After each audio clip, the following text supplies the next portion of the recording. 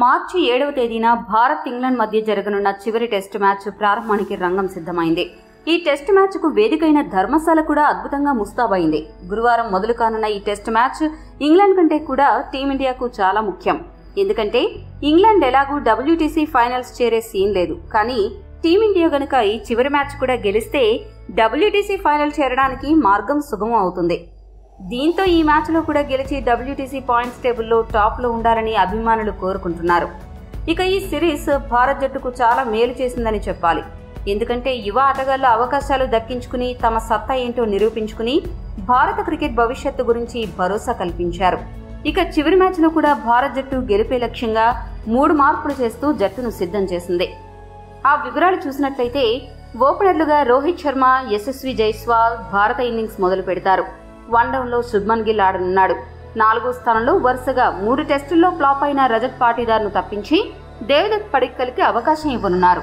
ఆ తర్వాతి స్థానంలో సర్ఫరాజ్ ఖాన్ రానుండగా వికెట్ కీపర్ బ్యాట్స్మెన్ గా ధ్రువ్ జురెల్ వ్యవహరించనున్నాడు. ధర్మశాల పిచ్ ఎలాగో స్పిన్నర్లకు ఎక్కువగా అనుకూలిస్తుంది కాబట్టి ఈ మ్యాచ్ లో టీమిండియా 3 స్పిన్నర్లతో బరిలోకి దిగుతుంది. ఇక స్పిన్ ఆల్రౌండర్ విభాగంలో రవిచంద్రన్ అశ్విన్ ఎలాగూ ఉంటాడు. అశ్విన్ కి ఈ టెస్ట్ మ్యాచ్ తన కెరీర్ లో 100వ టెస్ట్ మ్యాచ్ కావడం విశేషం. ఇక మిగిలిన 2 స్పిన్నర్ల స్థానం కోసం అక్షర్ పటేల్, జడేజా, కుల్దీప్ యాదవ్ పోటీ పడుతున్నారు.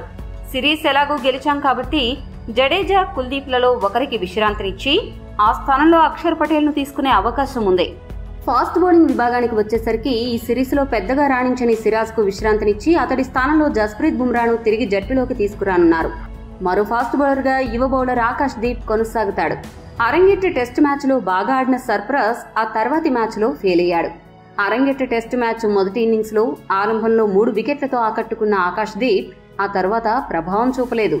కాబట్టి ఈ ఇద్దరు ఆటగాళ్లు ఈ టెస్ట్ మ్యాచ్ లో తమ సత్తా చాటి తాము ఆరంభ సూర్యులం కాదు అని నిరూపించుకోవాల్సిన అవసరం ఉంది. ఈ వీడియో మీకు నచ్చితే లైక్, షేర్, కామెంట్ చేయండి. మరిన్ని స్పోర్ట్స్ అప్డేట్స్ కోసం మా ఛానల్ ను సబ్స్క్రైబ్ చేసుకోండి.